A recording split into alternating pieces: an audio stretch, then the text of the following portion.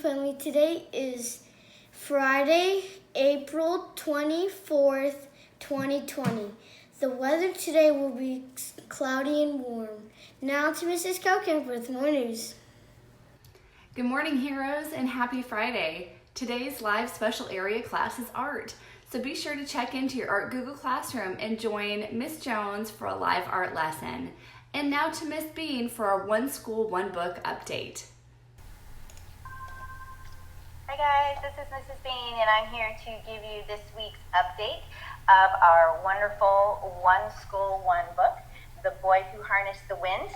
And hopefully you've been catching the readings that I've been doing on the Facebook page. Ask your parent to show you the video that's on the Facebook page, and I'm actually reading the chapters. So I'm just going to give you a quick update of Chapter 7 and Chapter 8, where poor William and his family and the whole country, in fact, is going through a famine and a drought. And if you remember, a famine means there's no food, and a drought means there's no water. So it's been really difficult for everyone in the country. And people are starving and dying, unfortunately, and it's been very sad. And in fact, in Chapter 7, poor William's dog died, and he was very sad about that because they didn't have, enough food to feed them, let alone feed his dog. And in Chapter 8, we learn how William and his family are barely getting by, and they're just waiting. And they're just waiting on their maize crops to grow. And in fact, I have a little picture here to show you. Sorry about that.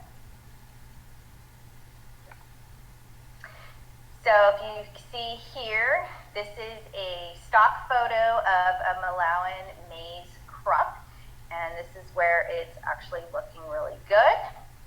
And I had another one where things were not looking so good, which is probably what a lot of the fields in Africa looked like at the time during the drought and the famine. So we're moving along in our book, and I'm super excited to keep reading it to you guys, and hopefully I will actually see you soon. Okay, bye. Thank you, Mrs. Bean. And now back to Mrs. Bean for Fairy Tale Friday. Hi guys, this is Mrs. Bean, and I'm here to read to you a book about courage. We all can have courage, and we can have courage every day in our lives. And so I wanted to share this book with you called The Drum Dream Girl, How One Girl's Courage Changed Music. So as we read, think about this girl and what she did that had courage, and think about how you can have courage in your life. So here we go. On an island of music in a city of drum beats, the Drum Dream Girl dreamed of pounding tall conga drums, tapping small bongo drums, and boom, boom, booming with long, loud sticks on big, round, silvery, moon-bright timbales. But everyone on the island of music in the city of drum beats believed that only boys should play drums. So the Drum Dream Girl had to keep dreaming quiet, secret drum beat dreams. At outdoor cafes that looked like gardens, she heard drums played by men, but when she closed her eyes, she could also hear her own imaginary music. When she walked under windy, wavy palm trees in Flower Bright Park, she heard the whir of parrot wings, the clack of woodpecker beaks, and the dancing tap of her own footsteps, and the comforting pat of her own heartbeat. At carnivals, she listened to the rattling beat of towering dancers on stilts and the dragon clang of costumed drummers wearing huge masks. At home, her fingertips rolled out their own dreamy drum rhythm on tables and chairs.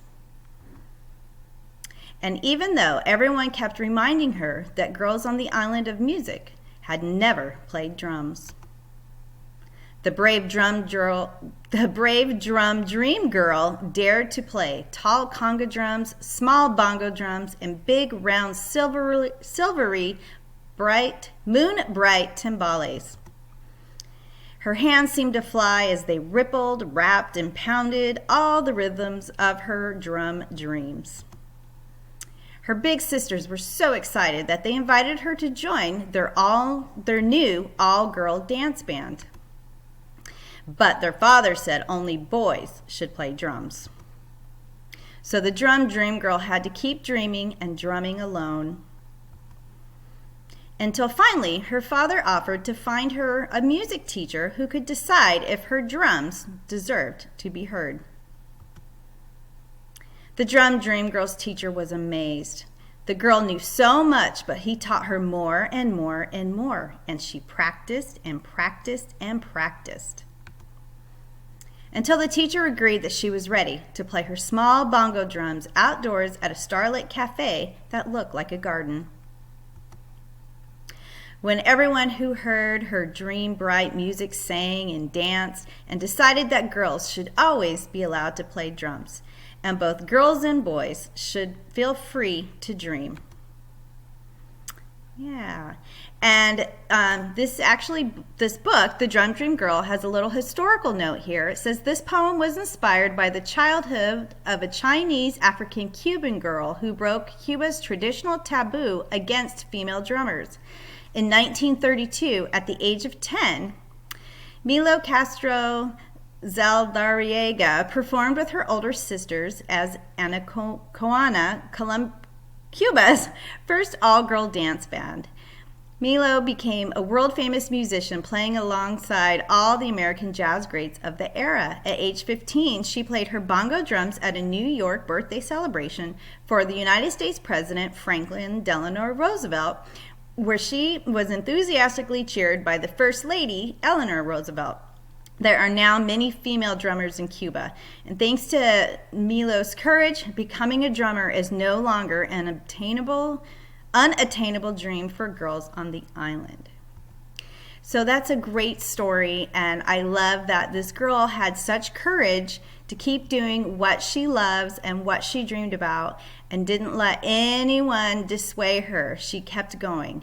So whether you're a girl, a boy, a man, a woman, if you have a dream, always have your courage to keep doing your dream.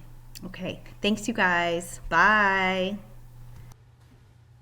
What a great story to go with our character trait of the month, courage. And now to today's joke of the day. What is a wrestler's favorite chore? What? Taking out the trash. Ha ha ha. Now to the hero's purpose. At Heroes, our heads solve problems and are always learning. Our hearts are respectful and considerate, and our hands work together for the good of all. Making an excellent